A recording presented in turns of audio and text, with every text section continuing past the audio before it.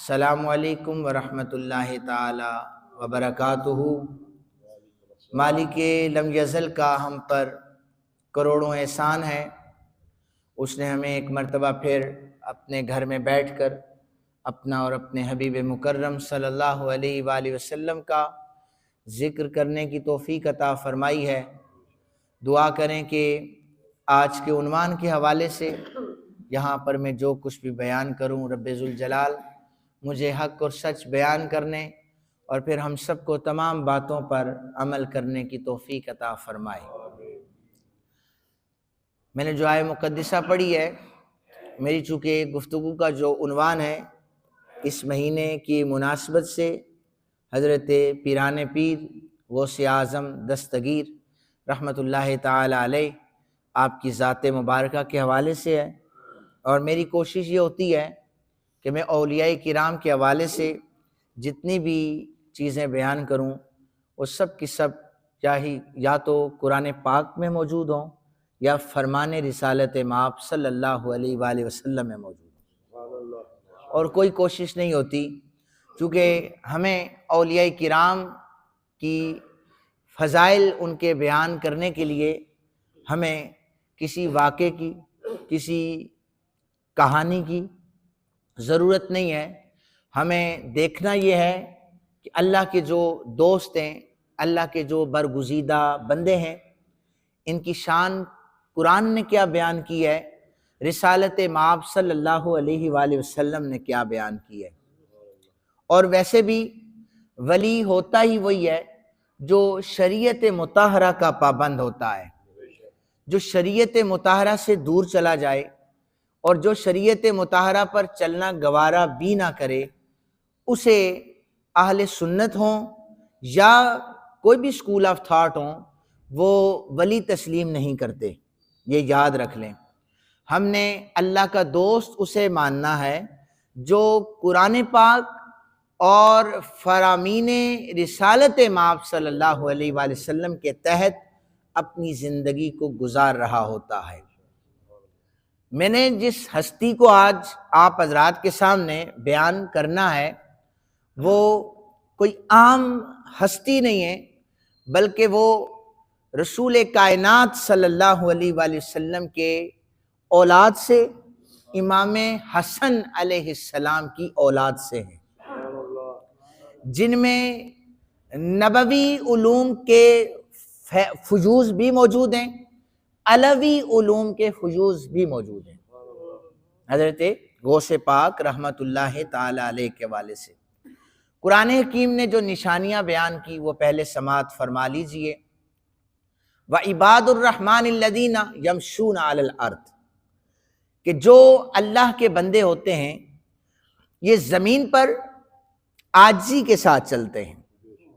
اللہ جنہیں اپنا دوست کہتا ہے یہ زمین پر عاجزی اور انکساری کے ساتھ چلتے ہیں۔ وَإِذَا خَاطَبَهُمُ الْجَاهِلُونَ قَالُوا سَلَامًا، جب ان سے کوئی جاہل مخاطب ہو جائے کہتے ہیں السلام علیکم، کوئی اس سے بحث نہیں کرتے، کوئی اس سے تکرار نہیں کرتے۔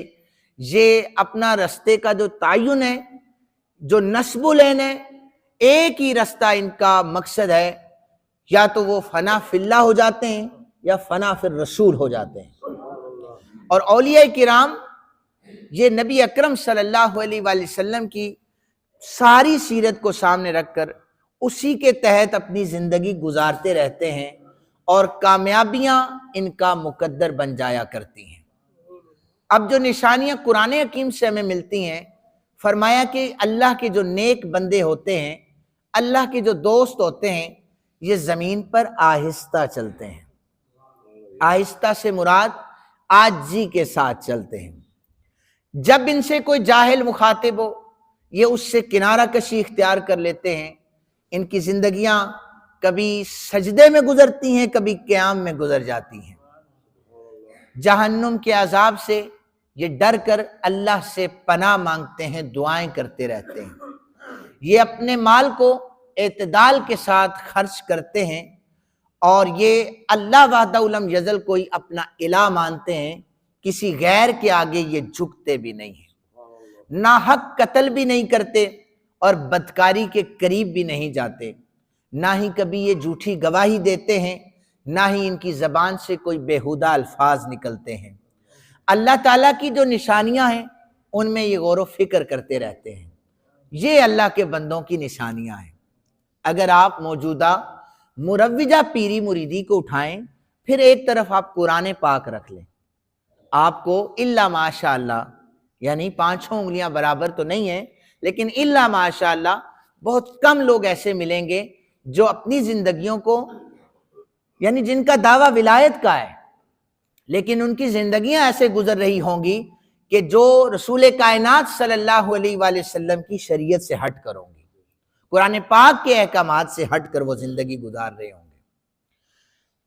میں ایک حدیث مبارکہ سے، اب یہ میں نے آیت پاک کی تفسیر کی ہے، اب میں حدیث مبارکہ سے تشریح کر رہا ہوں۔ سید عالم صلی اللہ علیہ وآلہ وسلم نے فرمایا، ایک صحابی آقا کریم صلی اللہ علیہ وسلم کی پاک بارگاہ میں حاضر ہوئے، عرض کرنے لگے فدا کا ابی و امی یا رسول اللہ صلی اللہ علیہ وآلہ وسلم، حضور ایک سوال کرنا ہے کہ اگر یقین ہو جائے کہ تمہارے پاس 1 ساعت باقی ہے، تم دنیا سے جانے لگے ہو، اس ساعت میں کیا کیا جائے؟ یا رسول اللہ یقین ہو جائے کہ میں دنیا سے جانے لگا ہوں، 1 ساعت 1 لمحہ باقی ہے، تو میں اس لمحے میں کیا کروں؟ سید عالم صلی اللہ علیہ وآلہ وسلم نے فرمایا، میرے صحابی وہ جو ساعت باقی ہے اس میں تم علم حاصل کر لو۔ کیا کرو؟ تھوڑا سا وقت باقی رہ گیا تو کیا فرمایا کہ اس میں علم حاصل کر لو۔ اب میں آیے مبارکہ پڑھنے کے بعد، حدیث مبارکہ پڑھنے کے بعد پیران پیر رحمت اللہ تعالی علیہ کی بارگاہ میں حاضری دے رہا ہوں کہ آپ نے 33 سال عراق میں جامعہ نظامیہ میں علوم حاصل کیے۔ پیر تھے، گھر بیٹھ جاتے، استاد آ کے پڑھا جاتا۔ مروجہ جو نظام ہے اس میں امام صاحب جو ہوتے ہیں، پیر صاحب کو گھر جا کے نماز پڑھاتے ہیں۔ تراویح کے لیے پیر صاحب نے گھر کے لیے امام باقاعدہ رکھے ہوتے ہیں، وہ ان کے گھروں میں نماز پڑھاتے ہیں۔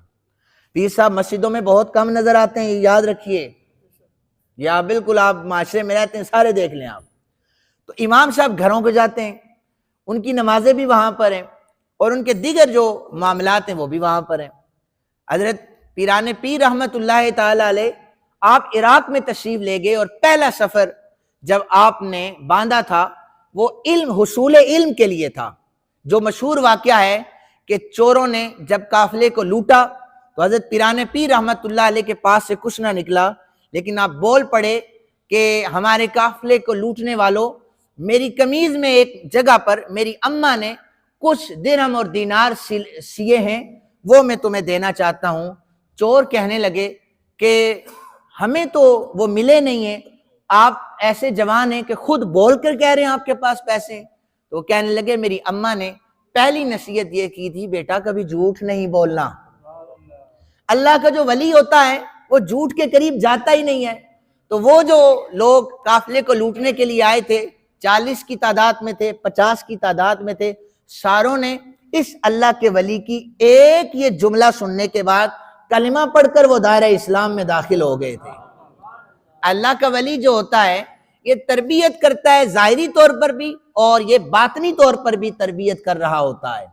حضرت غوث اعظم رحمت اللہ تعالی علیہ کے حوالے سے باقاعدہ آپ اگر کتابوں کو پڑھیں تو آپ کو یہ چیز ملے گی کہ آپ ظاہری علوم بھی لوگوں کو سکھاتے تھے، لیکن جو ظاہری علم پڑھنے کے لیے آتا تھا، آپ کی نظر میں اللہ نے اتنا کمال رکھا ہوا تھا کہ جب آپ قال اللہ قال رسول کی صدائیں بلند کر لیتے، آپ فرماتے آؤ اب قال سے حال کی طرف چلیں۔ اتنا جملہ کہتے ہیں نا کہ حال کی طرف چلیں، باطنی علوم کی طرف چلیں، تو کہتے ہیں کہ بڑے بڑے جو محدثین آپ کی بارگاہ میں بیٹھتے تھے انہیں وجد کی کیفیت طاری ہو جایا کرتی تھی، چونکہ آپ نظر سے بھی لوگوں کا علاج فرمایا کرتے تھے۔ امام غزالی علیہ رحمہ آپ کی جو تدریس کا معاملہ تھا، یہ جامعہ نظامیہ میں امام غزالی علیہ رحمہ پڑھایا کرتے تھے، لیکن جب آپ وہاں پر اپنے علم سے لوگوں کو فائدہ دے رہے تھے، جب آپ نے عراق چھوڑا، جامعہ نظامیہ چھوڑا، اسی سال حضرت غوث اعظم دستگیر رحمت اللہ تعالی علیہ آپ نے وہاں پر داخلہ لیا۔ آپ نے پھر تفسیر پڑھی، اصول تفسیر پڑھی، نحو پڑھی، گرامر پڑھی، فقہ پڑھی، علم حقیقت پڑھا، علم الکلام پڑھا، اور آپ نے اصول فقہ پڑھا، قرآن پاک کے علوم آپ نے پڑھے۔ اللہ یہ سارے علوم حضرت غوث پاک رحمت اللہ تعالی علیہ نے پڑھے۔ پڑھنے کے بعد 33 سال علم حاصل کرنے کے بعد پھر 40 سال مسند پہ بیٹھ کر رسول اللہ کی حدیث پڑھاتے رہے۔ ہے کوئی موجودہ ایسا پیر جو ولایت کا دعویٰ کرے اور مسند پہ بیٹھ کے یہ کہے آؤ میں تمہیں قرآن کی تفسیر پڑھاؤں، آؤ میں تمہیں گرامر پڑھاؤں، آؤ میں تمہیں نحو پڑھاؤں، آؤ میں فقہ کے اصول تمہیں بتاؤں؟ آپ چراغ لے کر بھی ڈھونڈیں تو آپ کو کوئی نہیں ملے گا۔ تھے تو آبا وہ تمہارے ہی، مگر تم کیا ہو؟ ہاتھ پہ ہاتھ درے منتظر فردا ہو۔ اقبال نے کہا تھا بزرگوں کا فیض کھا رہے ہیں، کم باذن اللہ جو کہہ سکتے تھے وہ رخصت ہو گئے، اب وہ چیز نہیں ہے۔ اس لیے جو ہمیں قرآن پاک سے، فرامین رسول پاک صلی اللہ علیہ وسلم سے اور پیران پیر رحمت اللہ تعالی علیہ سے جو درس ملتا ہے وہ یہ ہے کہ اللہ کا جو ولی ہوتا ہے وہ ہر وقت ہر لمحہ شریعت مطہرہ سیکھنے کی کوشش میں لگا رہتا ہے۔ پھر آپ نماز اشراق پڑھتے، نماز اشراق پڑھنے کے بعد آج بھی اس دور میں بھی آپ مدارس میں چلے جائیں، کوئی شیخ الحدیث ہو، کوئی استاد ہو، وہ 6 اسباق پڑھاتے ہیں یا 5 اسباق پڑھاتے ہیں۔ حضرت پیران پیر رحمت اللہ علیہ آپ مسند پہ بیٹھتے صبح اشراق کے وقت، ظہر کی نماز تک آپ 13 اسباق پڑھایا کرتے تھے، 13 سبق مسند پہ بیٹھ کے پڑھاتے تھے۔ آپ کی مجلس میں 400 سے زائد محدثین بیٹھا کرتے تھے، اور علماء کی تو کثیر تعداد آپ کی مجلس میں ہوا کرتی تھی۔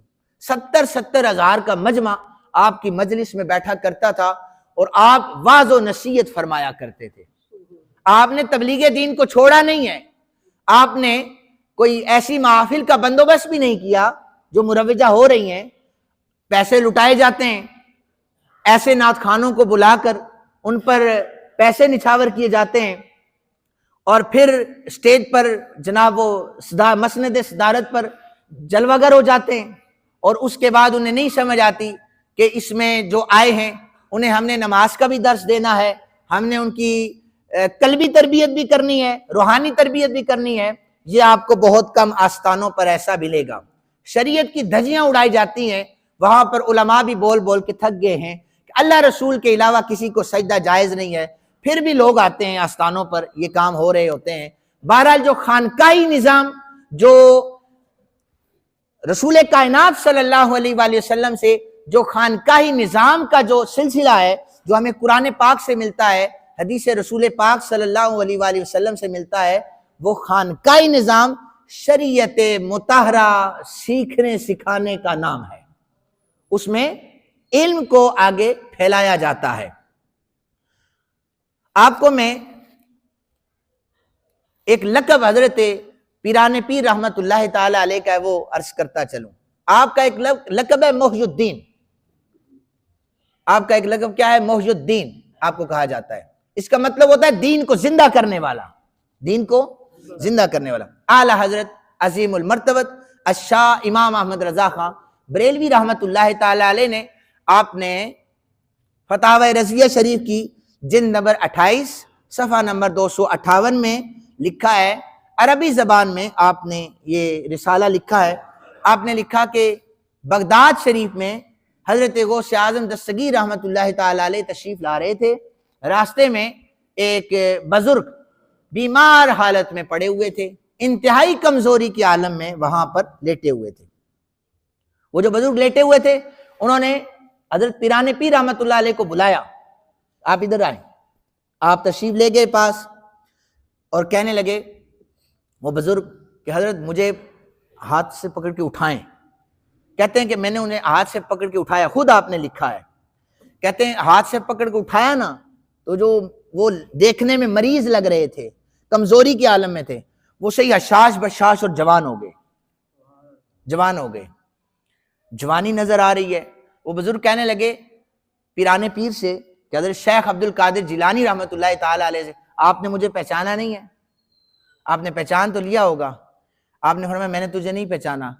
تو وہ کہنے لگے، جو بزرگ تھے وہ کہنے لگے میں ہی دین ہوں۔ میں کیا ہوں؟ میں دین ہوں۔ آپ نے آ کر مجھے زندہ کر دیا ہے، آپ کے ہاتھ جیسے ہی لگے ہیں مجھے زندگی عطا کر دی ہے۔ آپ محی الدین ہیں، دین کو زندہ کرنے والے ہیں، کہ جب رسول کائنات صلی اللہ علیہ وآلہ وسلم کے دین پر حملے ہو رہے ہوتے ہیں تو اللہ کا ولی وہ ہوتا ہے جو دین مصطفیٰ کریم صلی اللہ علیہ وسلم کا علم بلند کر کے زمانے والوں کو بتا دیتا ہے کہ پھر تسبیح پڑھ کے خانقاہوں میں بیٹھ کر تم صرف نذرانے وصول نہ کرو، بلکہ دنیا کے کونے کونے میں تبلیغ دین کے لیے تشریف لے جاؤ، وہاں جا کر رسول کائنات صلی اللہ علیہ وسلم کے دین کی تبلیغ کر کے زمانے والوں کو بتاؤ۔ ولی وہ ہوتا ہے جو ہر وقت شریعت مطہرہ کی تبلیغ کر رہا ہوتا ہے۔ یہ آج کہاں پر ہے ایسا؟ کہیں پر ایسا نہیں ہے۔ حضرت غوث پاک رحمت اللہ تعالی علیہ آپ کا قول ہے جو شریعت مطہرہ سے دور ہو، جو سنت رسول پاک صلی اللہ علیہ وسلم کا تارک ہو، اس کا ولایت سے دور دور تک کوئی تعلق نہیں ہے۔ یہ یاد رکھیں آپ ایسا ترازو لگائیں، آپ تولیں۔ ہم تو جب ایسی اگر بات کریں نا، لوگ کہتے ہیں پتہ نہیں آج ایسی گفتگو کیوں ہوئی ہے، یہ کوئی اپنے چیزیں تو بیان نہیں ہو رہی، اس لیے کہ ممبر و محراب سے حقیقت کو چھپایا جاتا ہے۔ آپ قرآن پڑھ لیں، آپ حدیث رسول پڑھ لیں، آپ مجھے اگر کہیں کہ جو چیزیں آپ نے اللہ کے ولی کی نشانیاں بیان کی یہ درست نہیں ہیں، کیونکہ آپ لوگوں نے مروجہ نظام دیکھا ہے۔ اور میں اکثر اپنے دروس میں بھی عرض کرتا رہتا ہوں کہ ایک مرید ہے نا، درود شریف پڑھیں ذرا۔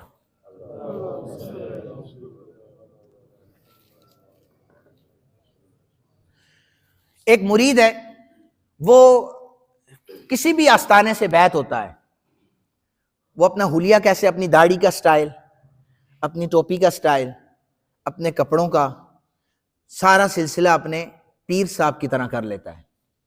ایسا ہی ہے، مثالیں بہت زیادہ ہیں، دینے کی ضرورت نہیں ہے۔ یعنی ہر خانقاہ سے، ہر آستانے سے مرید ہونے والا پیر صاحب کی ٹوپی جیسی ٹوپی، پیر صاحب کی داڑھی جیسی داڑھی، وہی چلنا، وہی پھرنا، وہی انداز اپنا لیتا ہے۔ میں یہ پوچھتا ہوں، پیر صاحب کی سنتیں تو زندہ کی جا رہی ہیں، یہ جو پیرانے پیر رسول کائنات صلی اللہ علیہ وآلہ وسلم ہیں، ان کی سنتیں کب زندہ ہوں گی؟ جو سنت میرے اور آپ کے آقا صلی اللہ علیہ وآلہ وسلم کی ہے، یہ کب زندہ کی جائے گی؟ داڑھیوں کے سٹائل اپنے پیر صاحب کے سٹائل پر جو بنا رہے ہیں، انہیں نہیں پتا کہ جو رسول کائنات صلی اللہ علیہ وسلم کی داڑھی رکھنے کا انداز تھا وہ کیا تھا، جو حضور کے کپڑے پہننے کا انداز تھا وہ کیا تھا، معاشرے میں رہنے کا جو انداز رسول اللہ صلی اللہ علیہ وسلم کا تھا وہ کیا تھا۔ وہ سیکھنے کی کوشش کریں، وہ اپنانے کی کوشش کریں، تب جا کر آپ زندگی میں کامیاب ہو جائیں گے۔ میں نے ایک طویل فہرست محدثین کی نظر میں نے پیران پیر رحمت اللہ تعالی علیہ کے حوالے سے کچھ لکھا ہے، اور ان کی کتابوں کے ریفرنسز میرے پاس موجود ہیں کہ آج جو ذکر ہو رہا ہے اجویری مسجد میں وہ کسی عام مروجہ پیری مریدی سسٹم کا نہیں ہو رہا، وہ اللہ کے ولی امام حسن پاک علیہ السلام کی اولاد حضرت پیران پیر غوث اعظم دستگیر شیخ عبد القادر جیلانی رحمت اللہ تعالی علیہ کا ذکر ہو رہا ہے۔ محدثین کی نظر میں سب سے پہلے جو میں حوالہ دے رہا ہوں، امام ابن تیمیہ۔ ابن تیمیہ کون ہے؟ یہ جو سلفی حضرات ہیں یہ انہیں اپنا امام مانتے ہیں، غیر مقلدین حضرات انہیں اپنا امام مانتے ہیں۔ انہوں نے اپنی کتاب مجموع الفتاوی میں جلد نمبر 10 صفحہ نمبر 388 میں لکھا ہے کہ میں نے پہلی ایسی شخصیت دیکھی ہے غوث اعظم رحمت اللہ تعالی علیہ کی، اس سے پہلے نہ کبھی میں نے بڑا توحیدی دیکھا ہے نہ بعد میں اپنی زندگی میں دیکھا ہے۔ اللہ کی توحید جس طرح غوث اعظم رحمت اللہ تعالی علیہ بیان کرتے ہیں، ابن تیمیہ کہتے ہیں میں نے کسی اور ولایت کے دعویٰ کرنے والے کو اس طرح توحید بیان کرتے ہوئے نہیں دیکھا۔ پھر اس کے بعد آپ کہتے ہیں کہ امر بالمعروف اور نہی عن المنکر، یعنی نیکی کا حکم اور برائی سے روکنے کا جو طریقہ حضرت غوث پاک رحمت اللہ تعالی فرماتے تھے میں نے کسی اور کو نہیں دیکھا۔ موجودہ خانقاہی نظام سے نیکی کا حکم، برائیوں سے روکنا، یہ بہت کم ہے۔ پھر دوسرے نمبر پر حافظ ابن کثیر رحمت اللہ تعالی علیہ، عرب کے سارے علماء، عجم کے سارے علماء حافظ ابن کثیر رحمت اللہ تعالی علیہ کو حجت مانتے ہیں۔ آپ نے تفسیر ابن کثیر آپ پڑھیں، تاریخ ابن کثیر پڑھیں، البدایہ والنہایہ پڑھیں، یہ ابن کثیر نے لکھی ہیں۔ عرب کے علماء حجت مانتے ہیں، جو چیز ابن کثیر بیان کرتے ہیں وہ کہتے ہیں بس من نوانی سے ہم تسلیم کرتے ہیں۔ وہ کہتے ہیں کہ حضرت غوث اعظم رحمت اللہ تعالی علیہ کے زمانے میں جس طریقے سے وہ علم کی سما کو روشن کیے ہوئے تھے، کہتے ہیں ہم نے اپنے زمانے میں ان سے بڑا عالم نہیں دیکھا۔ پتہ چل رہا ہے نا کہ اللہ کا ولی عالم ہوتا ہے۔ کون ہوتا ہے اللہ کا ولی؟ عالم ہوتا ہے۔ تیسرے نمبر پر ابن رجب حنبلی رحمت اللہ تعالی علیہ، یہ اپنی کتاب الطبقات میں جلد نمبر 2 صفحہ نمبر 188 میں لکھتے ہیں کہ میں نے اپنے حضرت غوث پاک کے زمانے میں دیکھا ہے آپ سے بڑا کوئی عبادت گزار نہیں تھا۔ وہ میں نے ابتداً جو جملہ کہا تھا کہ حضرت موجودہ جو پیر صاحب ہیں وہ آپ کو نماز کی صفوں میں نظر نہیں آئیں گے، تو حضرت غوث پاک سے بڑا عبادت گزار کہتے ہیں ہم نے نہیں دیکھا۔ زہد و تقوی والا بزرگ کہتے ہیں ہم نے دیکھا ہی نہیں ہے۔ آپ سب سے بڑے عبادت گزار تھے، اور آپ کہتے ہیں ابن رجب حنبلی کہتے ہیں آپ اولیاء کے سلطان تھے، آپ اولیاء کے سلطان تھے، آپ مقامات کے بھی حامل تھے، کرامات کے بھی حامل تھے۔ میں نے ابھی تک اس وقت تک آپ کو غوث پاک کی کوئی کرامت نہیں سنائی۔